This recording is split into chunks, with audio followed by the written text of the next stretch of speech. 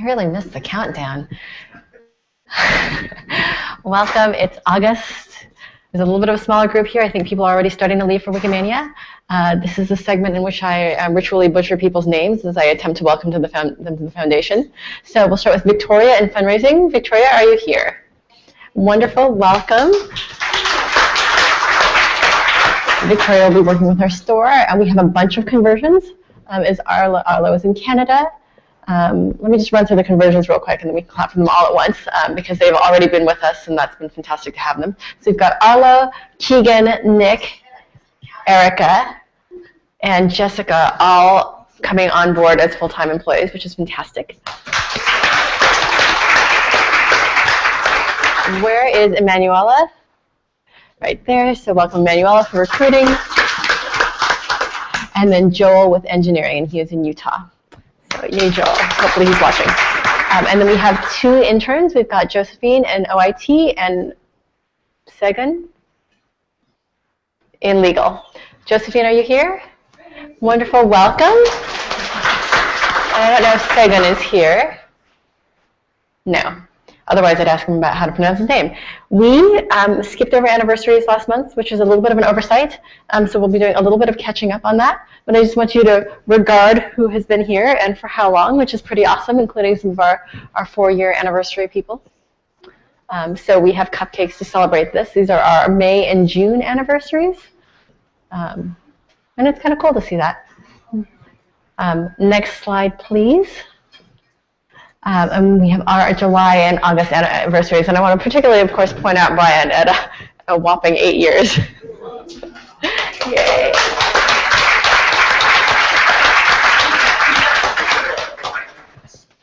All right. Moving on to the rest of our metrics. All right. Good morning, folks. And so we're not going to spend a lot of time on the metrics for July since it's July 31st, and we don't have all of them yet. But we are going to give you guys a detailed update today on some analysis that the analytics team has been doing regarding mobile traffic, mobile readership, and mobile contributions, including different trends in different geographies. This is going to be a remote presentation by Dario, so I'm going to switch right over to him, and hopefully it's going to work fine. Dario? Yes, can you guys hear me? Yes. All right, fantastic. You can see a scary spider. Now we can see you. All right, I'm going to try and share my screen.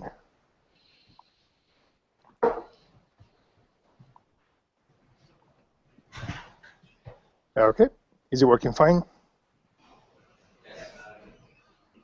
All right, fantastic. Okay, so welcome everybody. Can you go full screen? It's full screen here. I'm not sure you can see it. Seems to be frozen in time or something. Let's see.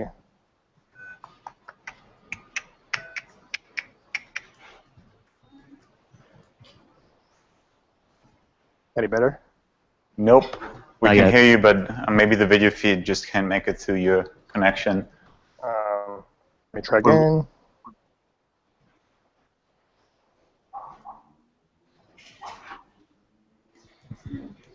Hey, Dario, if necessary, I can do the slides and you can talk to them and tell me when to move. Yeah, that's fine. Okay, sorry about that. Let's do that. Okay, let's go to the overview. Hi, everybody. So today, we're going to walk you through some high-level statistics about what we've seen over the last a couple of months in Wikipedia from the mobile angle. And this is going to include both readership trends, but also contribution trends. So I'm going to go through some global stats about the breakdown of readership and contributions, and then look at what's happening in editor acquisition, what's happening with the activation of these editors, and finally spend some time looking at the impact of the tablet switchover. Okay, can move on. And so I'd like to first recap some terminology, which I think is really important. We can look at readership and contributions from these two main angles, right? We have, on the one hand, the idea of a device class. So people can access and contribute to our sites via different types of devices. These include desktop devices, tablet devices, and phone devices. On the other hand, we have this notion of a target site, of a method by which people can access our sites. And that includes the desktop site, the mobile site, and the apps. So that gives us a nice matrix of basically 8 combinations of a device, class, and target site. And the importance of this distinction is that it allows us to really understand how people access and contribute to the site as a function of the primary platform. And we're going to look into this from a number of perspectives, starting with the global distribution of traffic and contributions according to these combinations of device and target. So next slide. OK, so when we look at the global distribution of contributions and readership, we see that 97% of the total number of edits across all projects are made on desktop device via desktop site. This is not surprising. However, we see that only 65% of readership, as measured via page views, comes from these users. So about 22% of the readership comes from phones and tablets, but only 3% of the total edits come from the same devices. And this is even when we remove bot edits. Now, we know why this is the case. We know that on desktop, people have power edit tools and a long history of contribution. However, this is problematic because it means that there's an increasingly large chunk of readers that are using devices and platforms that are lagging behind desktop in terms of being a source of contributions. Next. So Dario, can we drill into this a little bit just to make sure that folks can understand this data? So what we're looking at here is the combination of, on the left side and the bottom, the site, and on the right side, the method by which people are accessing that site. So the first is people who are accessing the desktop site from a desktop device, who are accessing the mobile site from a mobile device, and who are accessing the app from a desktop device, which doesn't really make sense, but these are presumably misclassified apps as per the conversation we had on ISE earlier. And then the same deal, people who are accessing the desktop from their phone, people who are accessing the mobile site from their phone, people who are accessing the app from their phone, and people who are accessing the desktop from a tablet, the mobile site from a tablet, the app using a tablet. And so if I'm reading this correctly, what this seems to show, and these numbers are early numbers as I understand it, is that there are now more people editing on the mobile site than are editing on the desktop. You can, of course, use your phone to edit on the desktop. You can, that's what I mean. So you can go to the desktop side from your phone, click edit, and work through the entire desktop interface. Skip the redirect to the mobile side and just use the desktop side. And some people are doing that.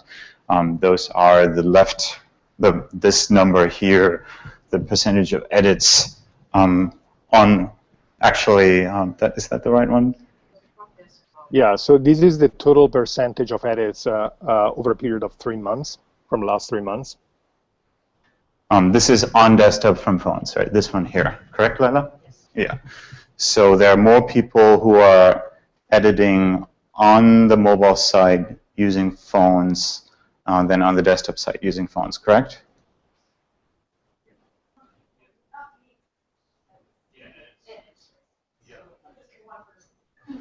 Right. Edits, not editors. Okay. Yes, these are edits. These are not unique editors. Okay, that makes sense. Yeah. Okay, shall we move on? Yeah, just one thing. So the main point of this slide is to show that there's this gap basically between what's happening in terms of readership and what's happening in terms of contribution. So if you wish, readership is moving faster towards mobile than contribution is. That's the main takeaway of this slide. Right. Next. Okay, so when we start really drilling down into these combinations of device and target site, we start seeing some important asymmetries in where content and traffic comes from as a function of these pairs of methods and devices. So this is a plot of the global contributions across all projects on desktop devices via the desktop site. And as you can see, these are strongly dominated by the US. We don't have any public data source for this that we show on a routinely basis, but this is the first time where we see how much of our total contributions actually come from the US. Now, if you move to the next slide, you will see that if you consider different types of device and method combination, the plots are telling a different story. So what we see here is the distribution of edits, again, total edits made via an app on a device that's classified as a phone.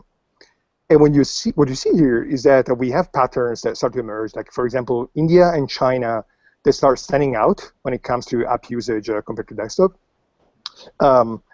Now, we know that in the case of China, we have some good stories about what is the case. Like, for example, in the case of China, this is because we have a HTTPS block on the mobile site, and as a result, editing on a phone via the app or editing the desktop site via tablet represents a better user experience for the user.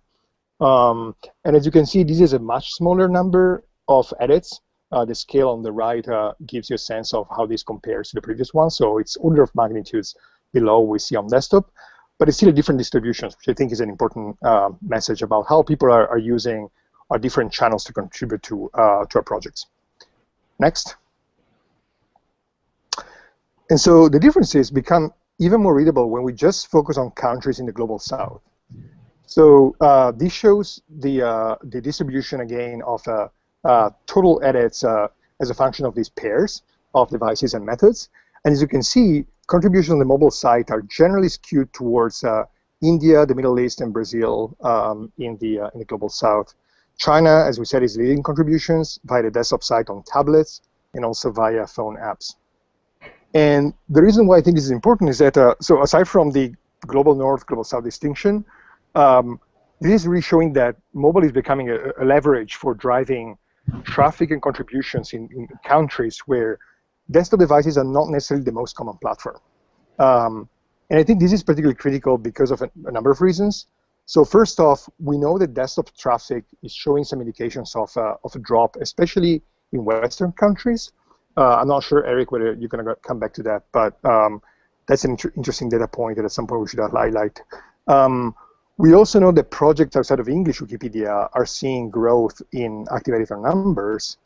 And so in general, mobile is growing everywhere. And any clues that we may have about how people use mobile to participate to our projects is going to be very, very important. Next.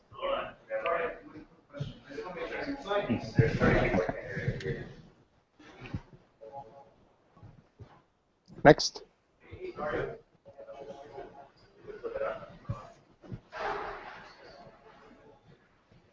I'll ask a question. Dario, let's go on. Okay, we can move on to the next one. Okay, so if we now take a look at what's happening with account registrations, we see that signups on mobile represents not only a larger and larger share of the total new users that we acquire, but they're also not subject to the same seasonal patterns that we see on desktop. So what this plot represents is the growth of mobile registrations as a function of the first week of January. So these are weekly snapshots of how many registered users we get on the mobile site, divided by the number that we had at the beginning of the year. And what's interesting is that basically, if you look at the second part of the plot, which is basically the second quarter of 2014, we start seeing some really strong organic growth that goes in a direction that is the opposite of seasonality. So in other words, around this time of the year, what happens on desktop is that registrations drop.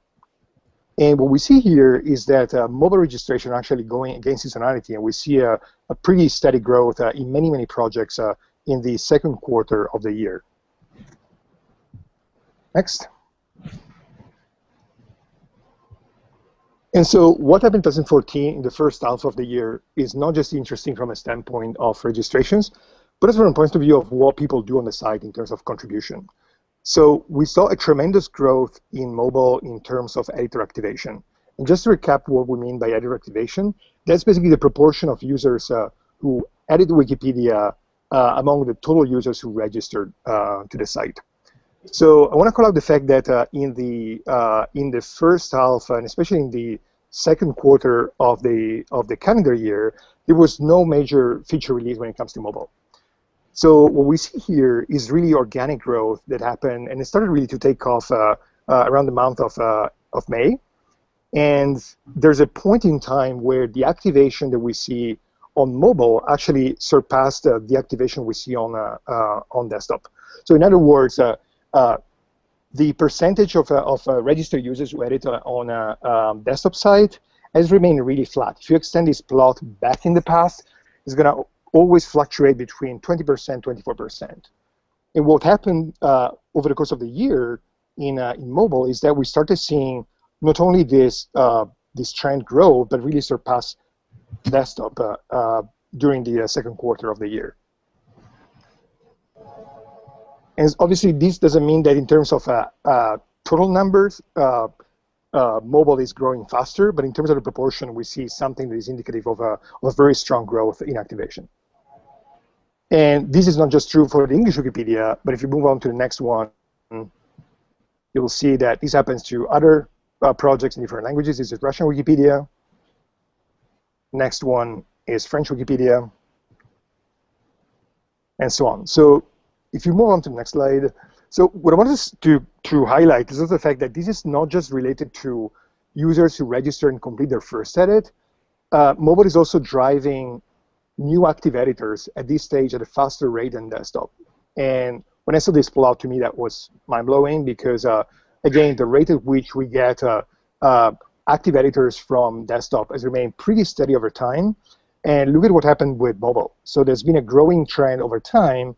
And right after the tablet switchover, we saw mobile, the rate of new active editors on mobile surpass significantly the rate at which we get active editors from desktop. Again, in terms of proportion, so relative to the total number of registrations. And again, this is a smaller population in desktop, but I think this is a really important turning point, and it happened basically over the last couple of weeks and over the last quarter. So as you can see, this is happening for active editors at the very end of the second quarter. So those of you who know what happened around that time, so week 25 is and week 26 is basically the time when we release the tablet switchover. So next slide. Now this is happening partly because of a contribution that mobile is getting thanks to the tablet switchover. So users who are on tablets, although they represent like a relatively small population of users compared to all registered users on desktop, they benefited from the switchover with a much higher rate of registered users editing. So on the left side, you have the activation for the first edit 24 hours. On the right side, you see the new active editor rate. So people who pass in 24 hours their fifth edit to the main namespace. And it's worth calling out that at this stage, the tablet to mobile combination has the highest activation rate that we see across all device site combinations. So this really had a positive effect on registered users on tablets. However, if you move on to the next slide, the flip side is that this increase that we saw in engagement for tablet users had a negative effect on anonymous users and on the overall volume of edits that we saw coming from tablets. So what you see here on the left is the total number of daily edits on iPad. iPads represent the vast majority of tablets that we see in terms of contributions on the English Wikipedia. And the red line is the total number of edits. The blue line is the number of anonymous edits. And the green line is the number of edits from registered users. And as you can see, since we basically blocked contributions from anonymous users, not only we saw an obvious drop in anonymous contributions, not only we saw an increase in registered edits to tablets, but the overall number of daily edits went down pretty significantly after the tablet switchover. And on the right, you see the impact on the switchover on the number of daily unique editors on iPad. And the trend is pretty robust, meaning it's remained the same a couple of weeks after the switchover. So it's not due to an immediate effect right after the release. So next, for some takeaways.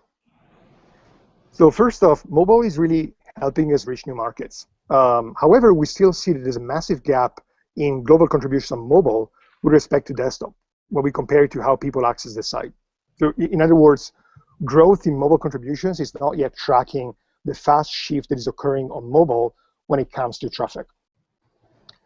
At the same time, we know that mobile is displaying strong organic growth, both in new editor acquisition and in first-time engagement, including the rate at which we acquire new active editors. And finally, we know that the forced sign-up strategy definitely has benefits on the engagement of phone and tablet users, but as expected, is depressing anonymous editing and overall editing volume. And we'll need to basically ponder the trade-off between these two conflicting trends that we see on tablets. So that concludes my overview, and I'd be happy to take any questions. Questions about the data Dario presented? Howie, now's your chance.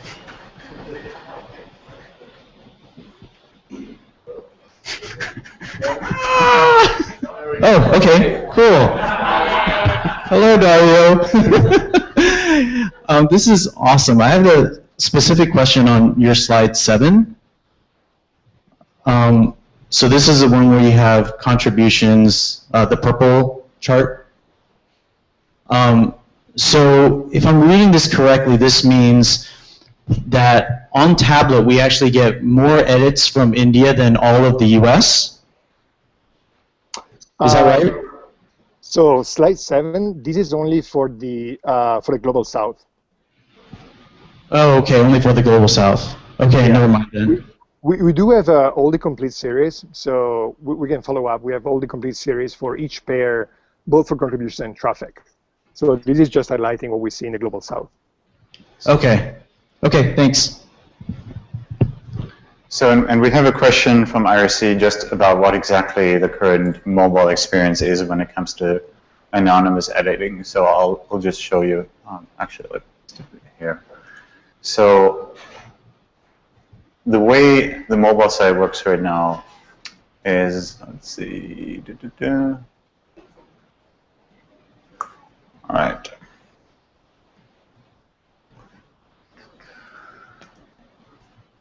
So the way the mobile site works right now is if I am a logged out user and I visit a page and I try to edit,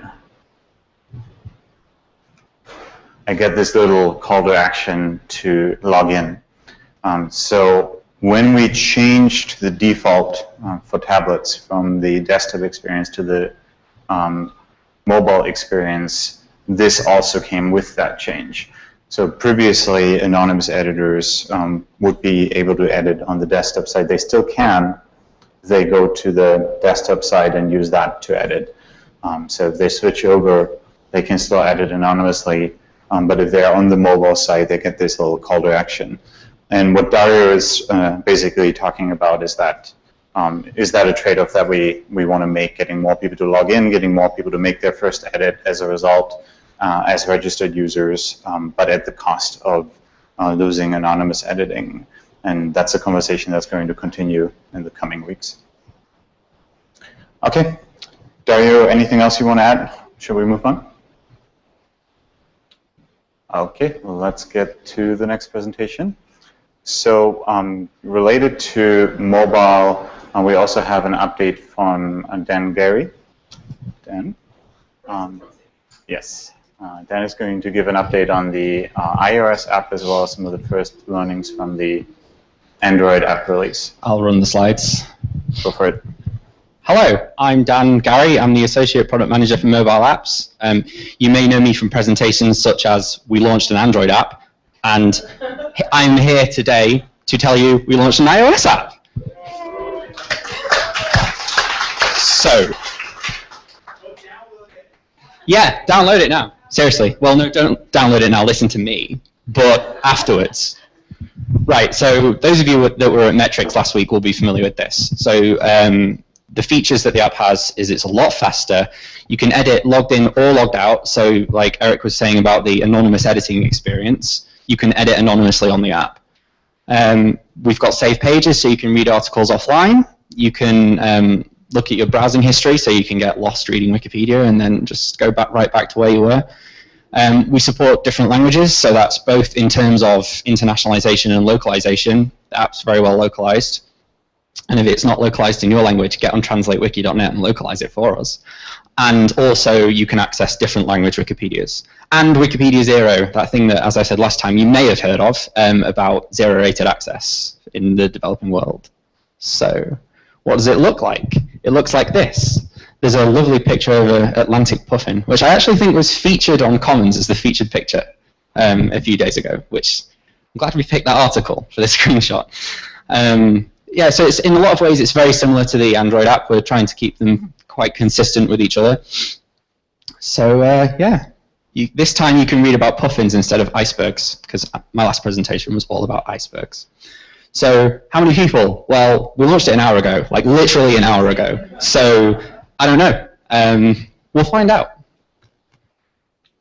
So I'd like to go back to the edit workflow metrics that I talked about last time. This is a slide from a previous presentation last month about the edit workflow and how people are transitioning from one screen to the next. So we knew how many people had made it to edit, we knew how many had made it to this preview step, and we knew how many had saved. Well, I have some new statistics for you.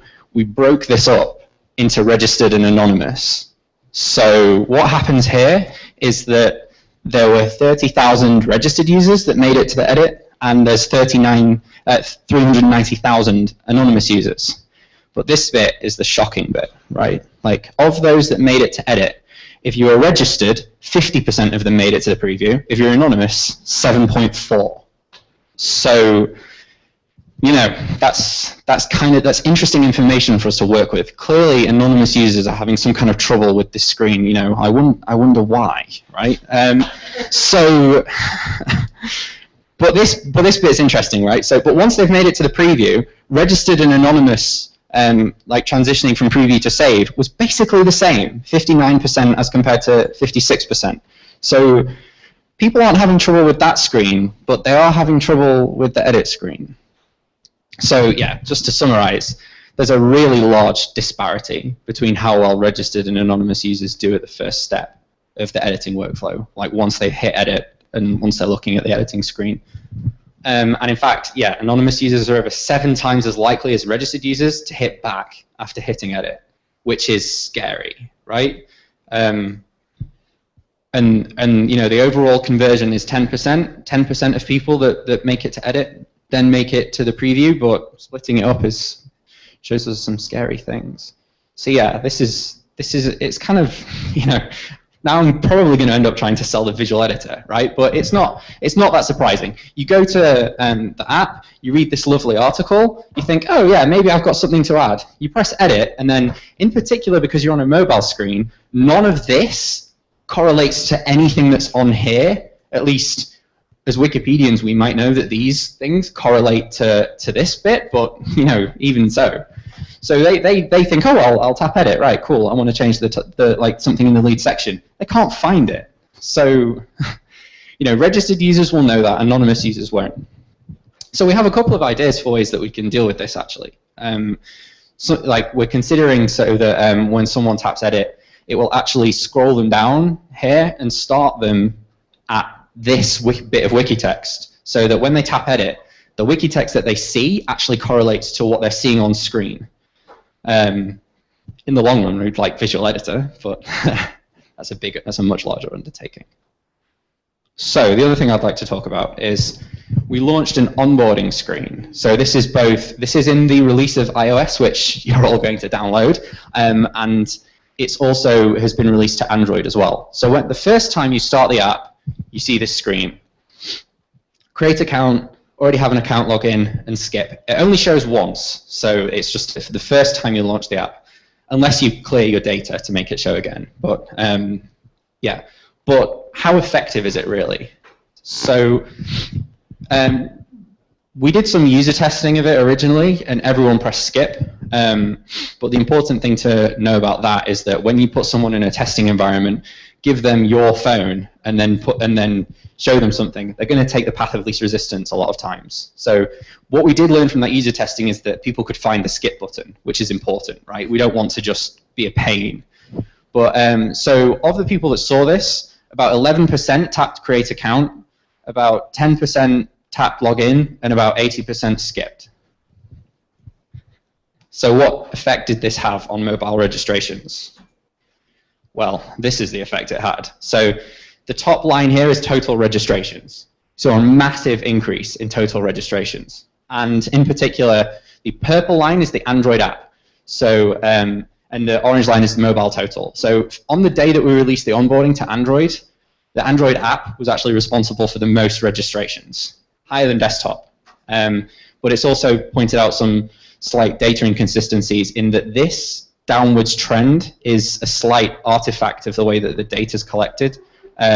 Because there, Dario pointed out before that you can't be on the app and on desktop at the same time, but the data kind of says you can, and that's because we have an API fallback in the app. So if for whatever reason you can't use the mobile API, it tries to use the desktop API instead. So then you get people that are on the Android app on desktop. So we need to change the way that the data is generated. But still, like for the most part, this is quite accurate. That we know that I know the total numbers are correct and the Android app numbers are correct. So like we know the proportion. But all those registrations, and look at the massive increase in edits or not, right? The 24th was the day that we launched it, so it went up. But it didn't even go up as high as it was the week before. So it's not really been a very effective way of actually getting us edits, which is what we really care about. Like signing up, that doesn't really get us anything. If we've got loads of people signing up, we want edits, right? And it's not surprising if you think about it. The onboarding screen doesn't actually tell you to edit. It doesn't tell you you can edit. It just asks you to sign up. And people on apps in particular are way more willing to sign up. It's something they're used to, that they need to sign up on an app. But, so we can do better there. So I'd just like to give a big thanks to the apps team. Like Monty and Brian, congratulations on the iOS release. Woo! Yeah, they're our iOS engineers. Dimitri, Yuvi, and Bernd are Android engineers. Vibra and Moise are designers. Kristen, our new Scrum Master, she just joined. And me, because I exist too. And actually, where's Kristen? Stand up for a second. She's another one of our new folks that I neglected to cover on the first screen. So thank you, and I'll take any questions. This is green. Okay. There we go. So this was originally for me, but then it was asked on IRC too. Why are we doing? Why we decided to have the inconsistency in allowing anonymous edits on the app and not on mobile web? I will admit my bias that I think that's a good thing to have the anonymous editing. But so our rationale behind that is the way that we think about what users are doing. So if they've gone to the App Store, they've downloaded the Wikipedia app, and they've opened it and they've searched, that kind of person is probably a lot less likely to vandalize than someone that's just through Google typed a question in, gone onto Wikipedia and said, oh, look, I can vandalize, right? And we don't know whether people would vandalize through mobile web because we've not got that in there, but certainly on the Android app, there isn't really very much vandalism. So actually, I feel good about that decision. Like, it's worked out very well. Kaldari? Also, we're gonna look at the data that comes from anonymous editing on the apps to figure out whether or not we should do anonymous editing on the web. This is kind of like a test for us to look at before we switch it on for everybody on mobile web. And the web and apps team do that a lot. Like often we're thinking about similar things, and things that are successful on web we put on apps, and things that are successful on apps we put on web. So yeah, we're trying to keep very close together. And in particular, it's important to have, where it's appropriate, a consistent mobile experience. Like there are some design differences in the Android app compared to the iOS app because that thing makes sense on Android as a platform but doesn't make sense in iOS. So bearing in mind that, we are trying to shoot for quite a consistent mobile experience. The researchers are pointing out that all the research generally says that vandals will go through the hoops, but good editors won't. Yeah. Just as the comment. So it's important to know that when you have a signed up user versus an anonymous user. There's different things that you can do. Like a registered user, you can give them notifications, you can reach them on their talk page. When they leave their email address, you can send them a notification by email. All of those are important tools for engaging users through their early experience. So generally speaking, the trade-off between IP editing and registered editing isn't just total number of edits, it's also how can we engage and communicate with those users going forward. Right now, on the desktop side, Stephen is running experiments that are very similar about gently nudging users to sign up without requiring it, precisely because it enables us to help get them into onboarding workflows. And what you're doing with the app right now with the registration also helps us potentially get users into more advanced onboarding flows, calls to action, and so on. Is there anything you guys already have in the pipeline beyond just the registration screen that you want to do? We're also working on, in particular because we've seen this massive, like 50% as compared to 7%.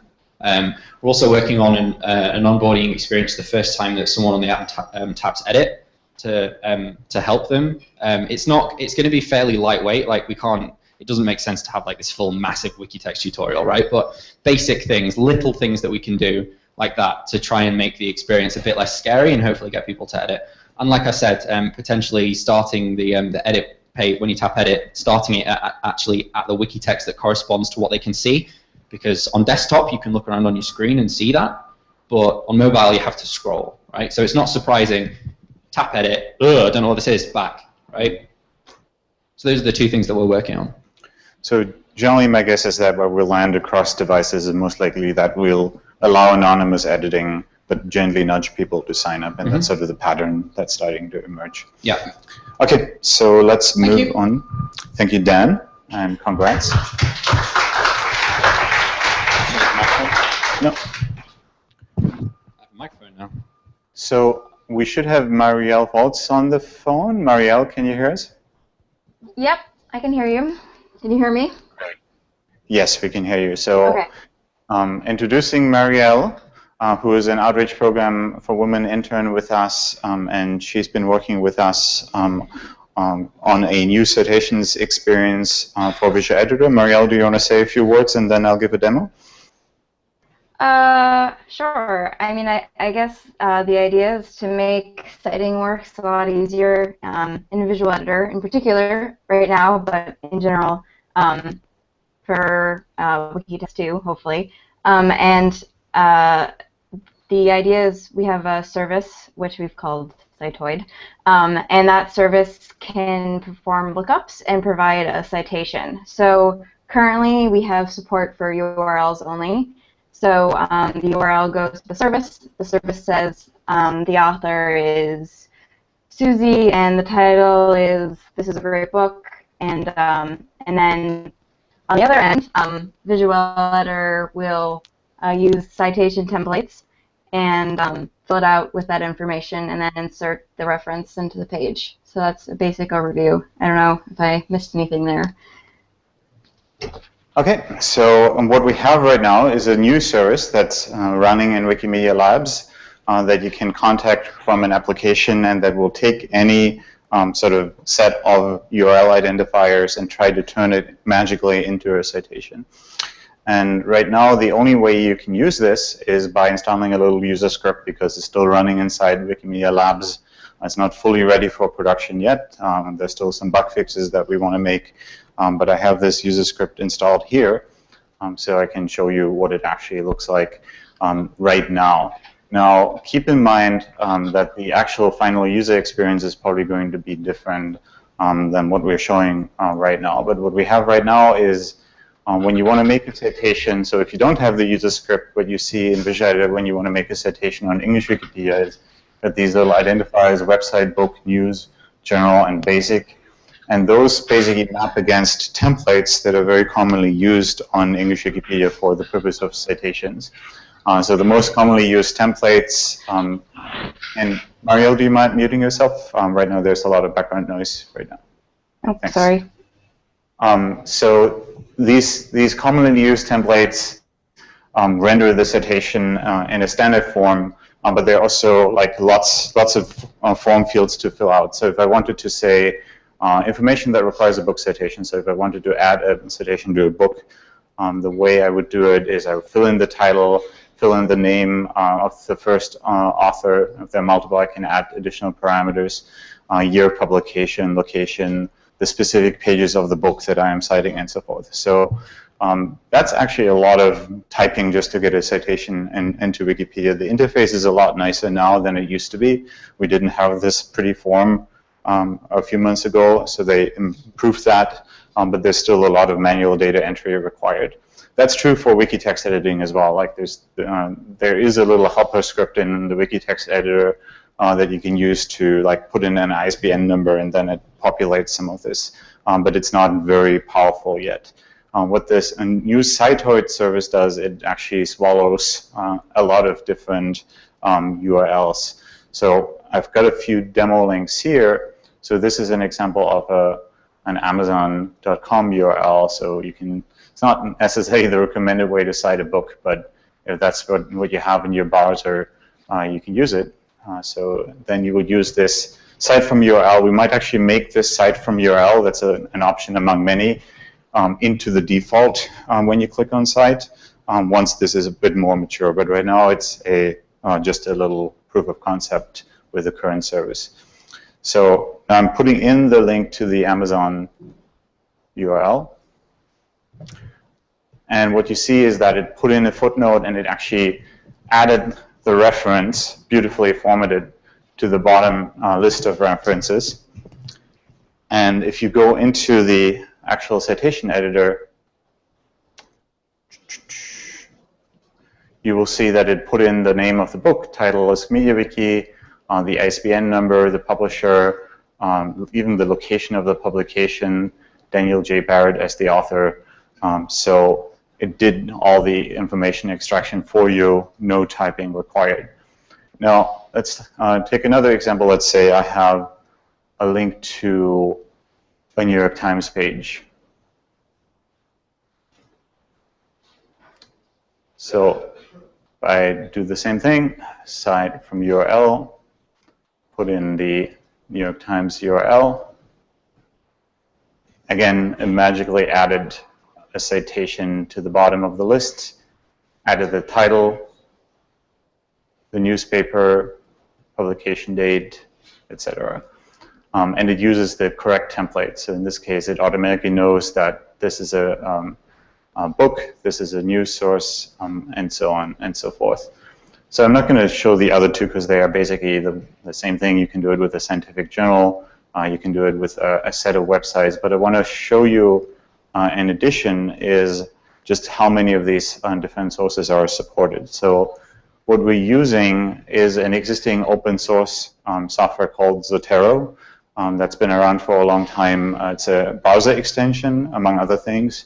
You can install it in Firefox, and then when you visit a website, you can import a citation to that website into a local bibliography for your own purposes. Let's say you're researching for an article that you're writing. So for this software, they wrote a lot of what they call translators to basically take an existing link to any of these websites and services and turn it into a citation. So Mariel, among other things, integrated Zotero as one of the sources for potentially importing citations. And you see that there's a lot of supported websites here. So this includes like many, many, many international news and media sources where you can just automatically, like the New Yorker, the European media, like everything you can imagine you can find in this list. Obviously it's not exhaustive, but it's pretty comprehensive.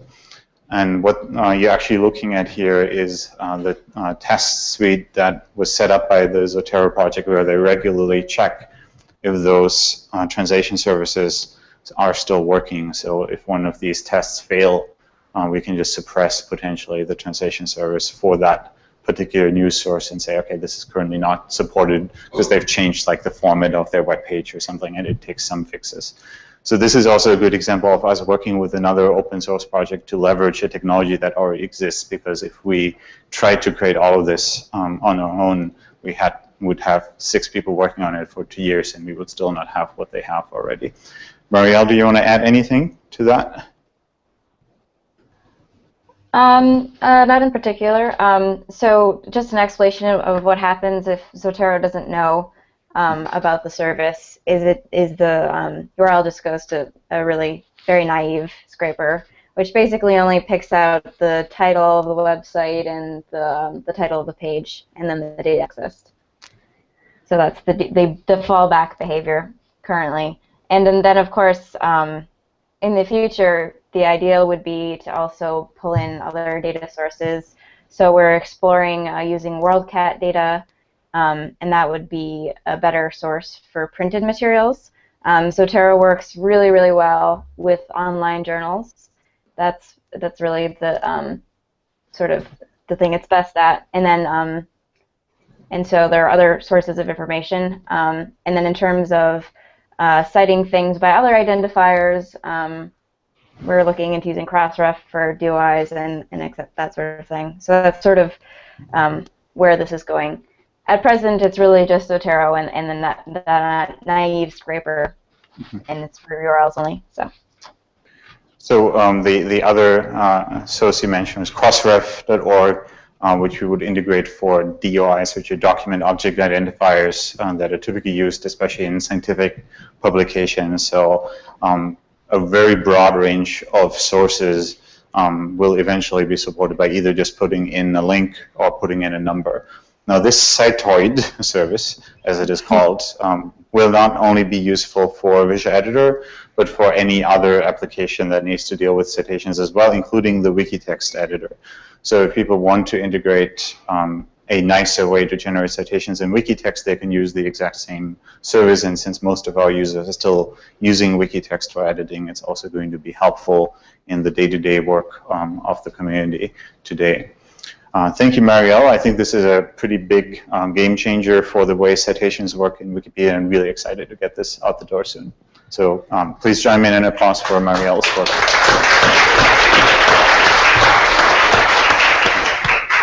Any questions about this project before we move on? S?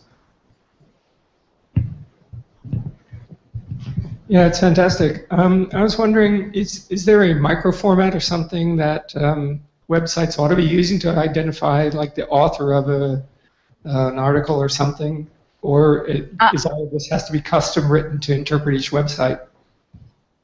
So there are standards for metadata, and a lot of those are used in these individual translators. The problem is there are multiple standards, and they don't always completely conform. So so it's possible to build a nice scraper that works better, but most of the sites that use this metadata and these standards are already supported specifically. So it's sort of, at this stage, not as helpful as it could be.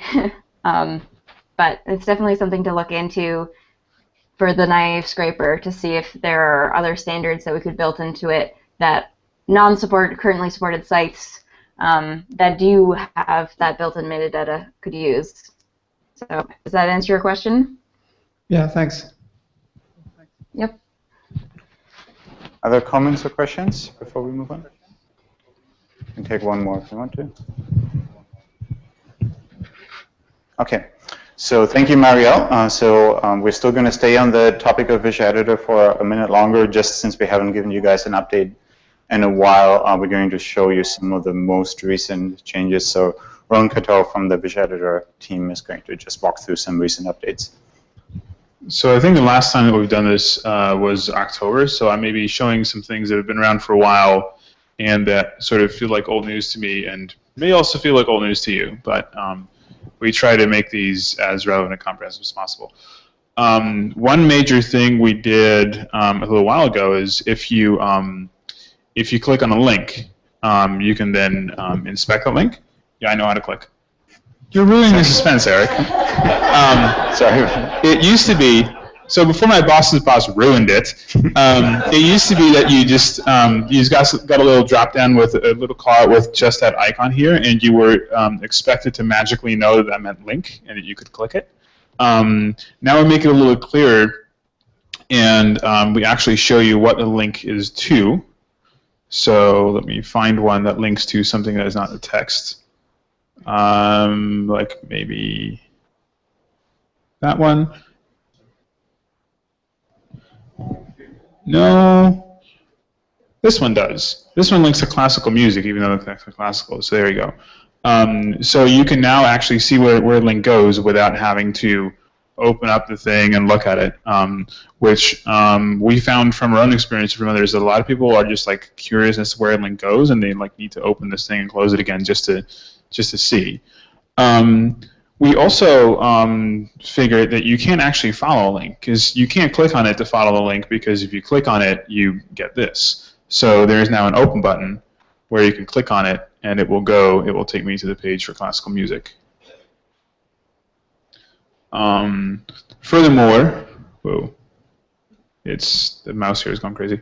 Furthermore, we've redesigned what this whole thing looks like. There is now an actual done button that you can click when you're done. Previously, you were expected to just click away, and it would say your changes. And now there's an explicit button for you to say done.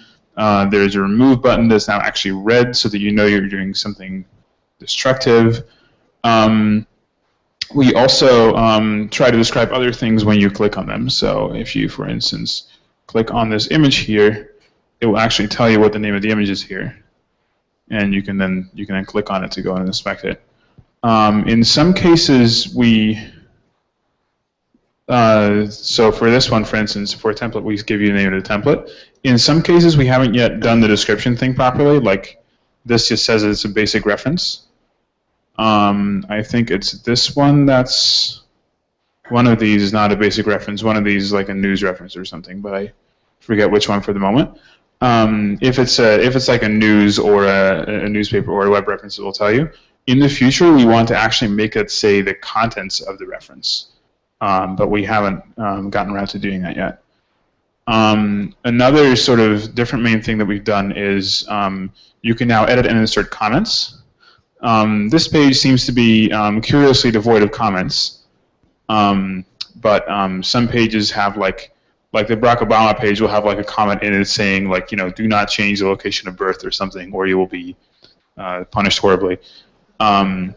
We've actually created something that lets you insert comments here, where you can write hello, and then if you look at what it's going to do, it's actually going to insert a comment that says hello over here.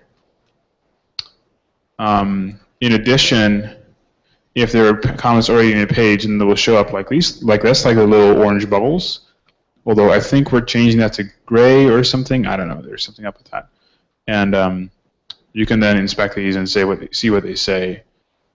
And this way you can actually read the messages that Wikitext editors are leaving you to please not change the location of Obama's birth because they will kill you. Which is nice, because we would like to not have a different class of editors for whom these messages are completely invisible. We also made some other changes with what happens when you hover over things. So now this info box generates the box, and it also generates the coordinates thing up here. And this is now shown as two separate rectangles rather than one big one. And so we used to have this issue where they overlapped because they were like a template would generate two different things, and we would try to draw one big box that covered all of it, but that might overlap with another big box that was going the other way. And so that issue is now much less of a problem. And you can see it here too. Is when I click this, it's actually outlining each of the image boxes separately. I think that is, as you can see, this doesn't always work correctly when there's comments involved. I think that's about it. Oh yes, if you want to insert text in places where you wouldn't normally be difficult to do so, like in between these two boxes here, you were always able to click and put a cursor there. We now make that a little bit clearer, because if you hover, there's a little, you can barely see it really, there's a little blue box that appears, and if you click into it, it'll sort of grow. Whoops. If you can click and aim correctly, it'll sort of grow and let you type there. So those are the new things that are going on in Visual Editor. We've also changed the toolbar a little bit. The list buttons are now here instead of all being next to each other to save space. We've moved a few other things around in the toolbar. We got rid of the cancel button because no one used it. And I think that's about it. We will soon have things like improved language support for typing in foreign languages, and the wonderful citation stuff that Marielle is working on, and hopefully other cool things as well. Thank you, Ron. Any questions about recent VE changes? Okay, one. Hi. As a teacher and a librarian, these changes make me very, very excited. Thank you, guys. And a question for Marielle. The citation feature doesn't seem to be available on all languages yet. Is that forthcoming? All languages where visual editors deploy, that is. So what Eric showed you is a gadget, which is a user script, and so it actually only works on English Wikipedia. That was just sort of to demo it. So what I'm working on now is something that could be deployed on any wiki, which is not the case for the gadget. Does that answer your question? So to follow up on that, there are two different citation things. The thing that Marielle is working on is the magical thing. You paste a URL and it figures out what you mean and does it for you, which is amazing, but still in development and not actually really set up to work in many wikis yet. The other thing that you might call a citation thing is this site menu up here, where it lets you do different things. Forget about aside from URL, it's just because I'm on Eric's laptop. That is deployed on a number of wikis. The only reason it wouldn't be on a wiki is because it hasn't been configured in the local wiki, because every wiki has different names for these templates and possibly different categories for these as well. And so there's like a page somewhere where you have to make a list of like, there's a template called site web and it's called website, and there's a template called site book and it's called a book. And for English Wikipedia, obviously, we wrote this list. And then a couple of other communities went and did it as well. But if your wiki of choice doesn't have it, then it's just because no one has written the list yet. Question from IRC. Shouldn't the open button be more of a link so that people can right-click and can open up in tabs and can do other options other than just press? It quite possibly should be. I didn't build it, and Trevor says it actually is a link internally. It just looks like a button. I think this was built while I was on vacation or something, so I really don't know what the considerations were. Keep in mind you can also click the links directly in the editor as well, so this is just yes. In some browsers you can control-click or middle-click the links and it'll actually do what you want, in others it won't. But you can definitely also right-click them and do open a new tab. Okay. Thank you, Ron. Thanks for the updates. So we're running short on time, so we're going to keep moving quickly now. I think we have two more updates. We had one quick update from Stephen on some of the work by the growth team. I'll just pull up your slides. Hi. Hi. Everybody still with us? Are you awake? Hi. I'm going to go fast. So last time we were up here, we talked about our work asking anonymous users to register. We're still working on that. We're still testing. But while that's in the works, I wanted to have the team start on a new project that we're working on this quarter, which I'm going to tell you about right now. So Dario gave you a look at a little bit of this data before. This is desktop activation rate. So this is the proportion of newly registered people who sign up on the site and make it to 5 edits. It's really, really low. It's like more than 90% of people don't reach that point. The data looks a little bit rosier if you look at the proportion of people who make it from 1 edit to beyond, but it's still really crappy. So our question is, what actually keeps people from editing again and again? We've done some work that increases the proportion of people that make it to that first edit, but what happens after that? How can we help those people? So let's actually look at the first-time user experience. I show up, I want to go to the graphical user interface article, I edit it, I edited it successfully. What happens after that? Well, what happens after that is for about 3 seconds I get a little message that says your edit was saved, and then nothing happens. I have to decide to either edit the article again or go find something else to edit or browse around. Most people just leave and never do anything else. So how do we fill in the gaps in this user experience? I think we are focusing on 2 solutions to this. 1, focusing on giving people positive feedback, and 2, providing them obvious and interesting next steps of things to do. And I'm going to give you an example. If you think that, you look at this and you're like, well, the next step is obvious. I edited it again. You're probably an editor. None of that is obvious. And to give you an example, I'm going to give a quick screen grab of 2 products that I think do this pretty well. The first one is this site called Genius, where people upload lyrics and then annotate them or other kinds of text. This is the message you get after you upload a set of lyrics. And it's like crazy and extreme like this because the site's user base comes from like people who are really into rap lyrics, so it makes sense. But you can't help but look at this and be like, yeah, I totally did it. So that's what I mean by positive feedback. And then when I mean obvious next steps, this is what happens on Pinterest after you pin something. It tells you can see what you pinned, or it gives you a suggestion of other boards that have the same pin on them, and it's really addictive. So how are we going to do a similar kind of thing for Wikipedia? We're a project called Task Recommendations. Look it up on MediaWiki.org if you want to look at our specs and yell at us and other things like that. The first version of this is we're just going to try, when you're a new user, every single time you make an edit, recommending a similar page to edit along with when it was last edited and an image from that. We built it. This is a project we started a couple weeks ago. There's an API for this in getting started. So if you hit the more like task suggestion, it uses the Cirrus search infrastructure to grab a list of pages and then filter it a little bit to give you something that's relevant. This is live on beta labs right now if you want to try it out. And then, so the basic theory here is that this is going to appear every single time. So the user takes an action. The theory of how you get someone to do something over and over again is the user takes an action, you give them a reward, whether it's a variable reward or consistent, and then you trigger them to do the next thing. So in this case, the action is people edit, we give them a confirmation, and then there's a recommendation. So we're hoping that people create this loop where they bounce around from article to article, editing things as they go. So there is, however, the possibility that I can look at this and I can say, that one thing is not interesting, or I want to edit this article again, or I'm bored right now, or something, and you sort of fall out of that loop really easily. So how do we account for that? What do we do? What we're doing is that we're also going to be providing a recommendations flyout. So in the personal toolbar, a link for everybody who's ever made an edit that says recommendations, and then provides you a list of more kinds of recommendations to edit. All of these, whether it's this list or the one that happens after this, is based on the last article you edited. In the future, we might do something that's more sophisticated in terms of combing through your entire edit history, or using collaborative filtering methods of co-edited articles, that kind of thing. But for now, we're just going to test something simple. The views in this is not going to be in there. It's just an example.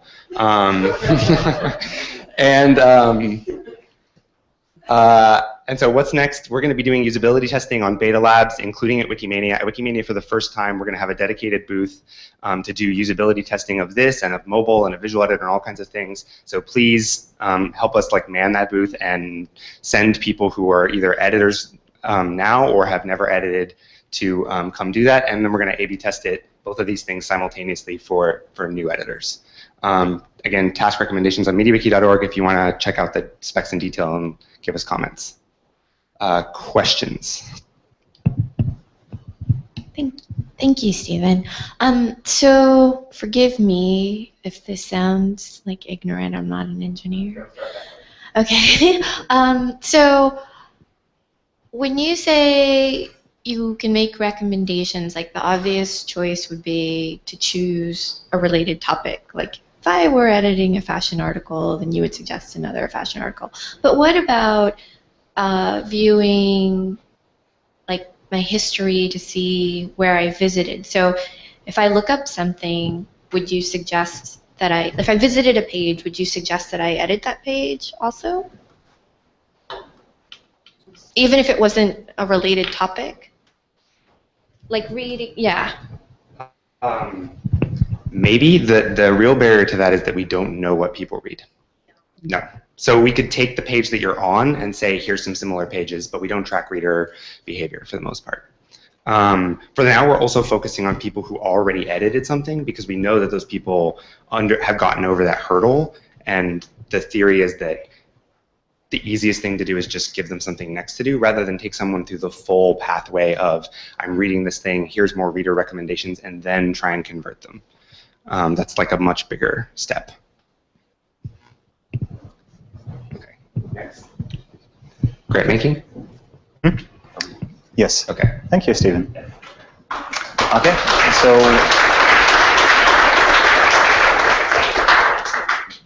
We have one more quick presentation, and that's from Jesse Wild from the grant making group, also presenting remotely. Jesse, can you hear us? Yeah, I can hear you. Can you guys hear me? That's better. Better now? Do you want me to do the slides, or do you want to screen share? I'll screen share if that's all right. Sure. Let's try it. Is it showing up? Yep.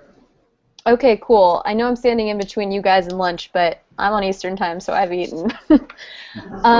For those of you who don't know, I'm Jessie Wild, and I lead the learning and evaluation work for the grant making team.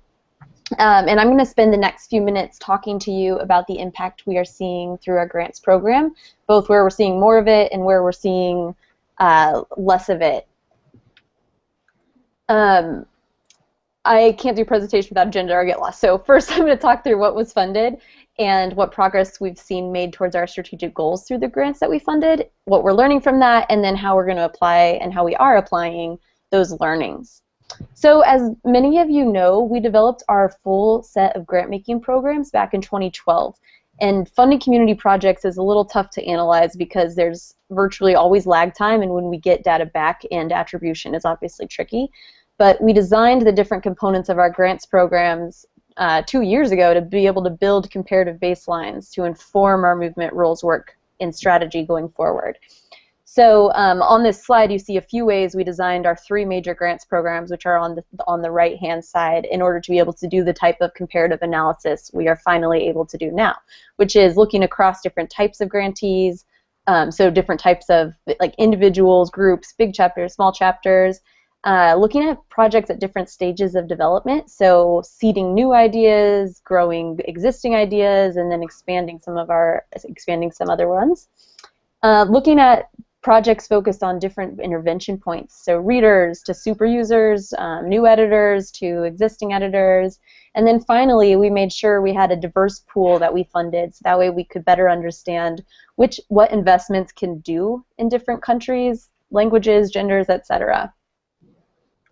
So now after 2 years we have some data. So just quickly so you know the information we're about to go through, in aggregate we distribute about $8 million a year, or at least that's what we gave last fiscal year. What I'm going to talk you guys through is just $4.4 million worth of funding. And that's just because that's in this last fiscal year, those are the reports that we got back in. So the other reports aren't late or delayed, it's just kind of the way the reporting structure works based on the amounts of times the different grants last. Okay, so in terms of progress towards our strategic goals, a snapshot of the data we'll go through today. We have final reports back from 56 grants, which again is about $4.5 million in funding. And our grant-making work has a huge reach in terms of diversity, and this particular funding group represented work in over 50 Wikimedia sites, so Wikimedia projects. And this is hugely important to us. We know we'll never be able to experiment in all these language projects internally at WMF, and the ability to work with our volunteers to do those experiments is huge. Many of these groups represent huge potential markets like Arabic, Spanish, etc. And they also represent specific high potential wiki projects that we haven't intentionally invested in before, like Wikisource, and we're thrilled by the newest project, Wikidata. Combining all the data, we saw some progress towards our overall strategic goals of participation, content, and readership, but I will say information reported back to us was pretty limited. So we have a lot of good case studies around these areas. Some of this is an attribution problem, and some of it's a measurement problem. So for example, within participation, we know we reached at least 40,000 people through our grant-making programs, which is a big number, but we aren't quite sure about the breakdown of new editors, existing editors, or the quality of those interactions with those 40,000 people. And again, we have some case studies of great work about retaining new editors and also helping usher new editors into the active editing fold. So we'll have lots of reports coming out about those types of things. And on the content side, I'll let you read the numbers, but we saw a lot more specific reporting about some different content creation projects, mostly because of the ease of measuring these things. And on readership, we had a few projects focused on raising awareness in areas that were really very underpenetrated, such as China, which is the case study shown here, But we also had some projects focused on increasing access points for people, namely through different offline distribution mechanisms. So for example, Wikimedia Switzerland is investing in distributing offline Wikipedia into prison libraries. So the key learnings through all that, man, we have so many observations, and I wish we could share them all with you. We've learned a lot about different types of projects and what works best for different points of execution. And we have documented lots of those in learning patterns with the help of our grantees. But for now, I'll just take you through 5 of these meta-learnings that we have and walk you through 2 of them specifically. And if you're curious about the others, check out our forthcoming information. So I'll just read these 5 to you so that they're planted in your minds, and then we can dig into 2. So first, building a space for idea generation, collaboration, and mentorship creates better grants. And that was specifically demonstrated through our Work and Idea Lab. We also found that on-wiki projects had the clearest demonstration of scale, and I'll talk through that one a little bit more. Thirdly, the size of grant does not correlate to impact, and that was particularly true when it came to organizations, chapters specifically. And again, I'll talk through that one. Fourth, local groups and organizations show highest impact in content projects and partnerships. So in terms of their unique advantage, that's really where it lies. And then finally, involving the community in the evaluation of grants leads to greater buy-in and understanding of impact. The last year has strongly demonstrated for us that grantee projects focused directly on Wiki have the clearest demonstrations of impact and scale. Specifically, we found that when these online projects had specific target audiences, they worked extremely well. And I'll give you a couple examples. So IEG, which is our Individual Engagement Grants program, it in particular has shown really large demonstrations of this type of scale in on-wiki community organizing. One example is the Wikipedia library, which was developed on the English Wikipedia through about a $7,500 grant. This project was targeted specifically for existing editors and providing them resources to improve their articles. And in just the 6-month grant period, we saw thousands of very active editors engaged. And since the completion of the grant, this project is scaling not just within English Wikipedia, but also other Wikipedias like Arabic. A second example of this is with online writing contests. In the graph on the right, you see the project and event grants, which produced articles. Online contests represented just about 20% of the total funding towards article generating projects, but over 60% of the total articles actually donated, and resulting in a pretty inexpensive investment per article.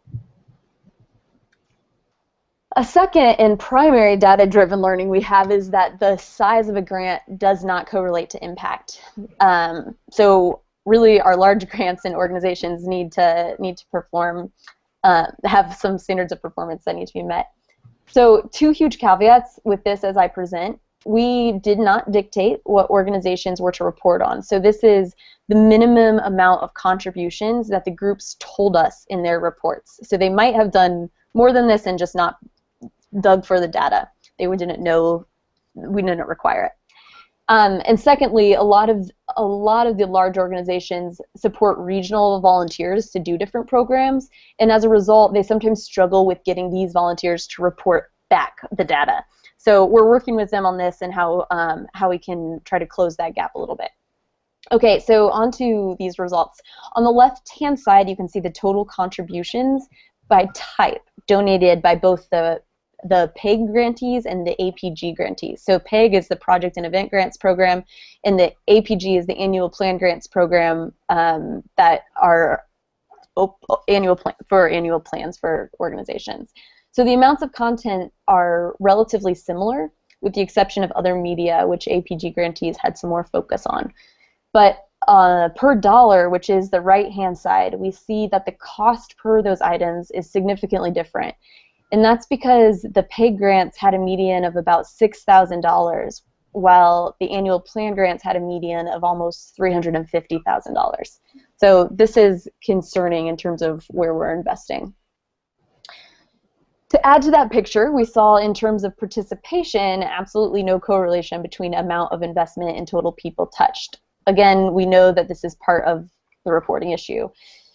We looked at this data a lot of different ways, and the same holds true within all the different subsets. So for example, even looking just at the money going to Wikimedia chapters and excluding individuals or excluding external orgs or excluding user groups, we don't see any direct relationship between investment and participants touched or content generated. So what's that mean for us? So this analysis we've done provides a lot of data supporting the shift of our resources towards more diverse individuals doing online work. So as a grant-making team, we want to scale back our focus on dollar amounts of distribution and focus on supporting our community through other types of resources that might help them do work better, like tools for experimentation or best practices in execution or platforms for communication. Most significantly, we want to shift the amount of money going to offline projects to projects that have more of an online focus. So this could even mean things like, Wiki Loves Monuments should just have more specific online components like edit-a-thons that focus on curating those images and uploading them to appropriate articles. And we are seeing some of this happening naturally already. In terms of the diversity spectrums of Global North and male-female, we have and are funding work here that really demonstrate the needs assessments of these groups and also the high potential returns for those investments. So we have a much more nuanced approach to this than just the north-south polars, but that would be much more difficult spectrum to draw. So for simplicity, Global North, Global South. And as a team, we have a ton of next steps, and I'm cognizant of time, so I won't walk through all of this. But like I would say, the most important thing is that the groups that we're working with or individuals that we're working with can really use more resources for measurement. For example, understanding their country level dynamics and getting editor data on that level would be really helpful for them in their strategy and reporting. And tools that we're working on now with the analytics team, such as Wikimetrics, and coming up with standardized metrics for participation, content, and ultimately quality, can also really help this and help the reporting. So I will let you guys read through these at your leisure and take any questions that you might have.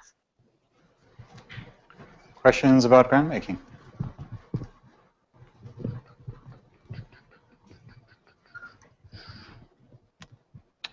All right. If there are no questions, then we'll wrap up for now. So thank you for coming to the metrics meeting.